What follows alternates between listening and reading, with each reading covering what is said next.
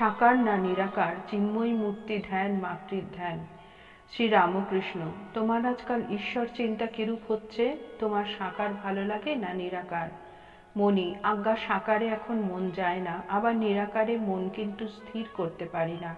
শ্রী রামকৃষ্ণ, দেখলে নিরাকারে একেবারে মন স্থির হয় না, প্রথম প্রথম সাকার তো বেশ। মণি, মাটির এইসব মূর্তি চিন্তা করা যায়? শ্রী রামকৃষ্ণ, কেন, চিন্ময়ী মূর্তি? মণি, আজ্ঞা তাহলেও কি হাত পা ভাবতে হবে?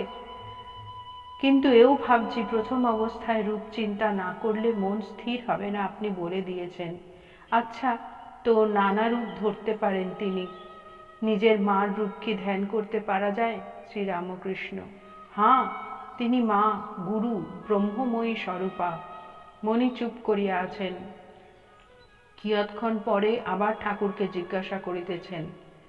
মণি, আজ্ঞা নিরাকারে কিরকম দেখা যায়, ওকে বর্ণনা করা যায় না? শ্রী রামকৃষ্ণ একটু চিন্তা করিয়া, ও কি রূপ জানো? এই কথা বলিয়া ঠাকুর একটু চুপ করিলেন। তারপরে সাকার ও নিরাকার দর্শন কিরূপ অনুভূতি হয় একটি করিয়া কথা বলিয়া দিলেন। তারপরে আবার ঠাকুর চুপ করিয়া আছেন। শ্রী রামকৃষ্ণ, কি জানো, এটি ঠিক বুঝতে সাধন চাই।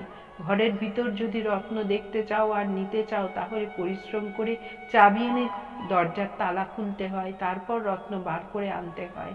তা না হলে তালা দেয়া ঘর দ্বারের কাছে দাঁড়িয়ে ভাবছি আমি এই দরজা খুললুম, সিন্ধুকের তালা ভাঙলুম, রত্ন বার করলুম। শুধু দাঁড়িয়ে ভাবলে তো হয় না, সাধন করা চাই। জয় ঠাকুর।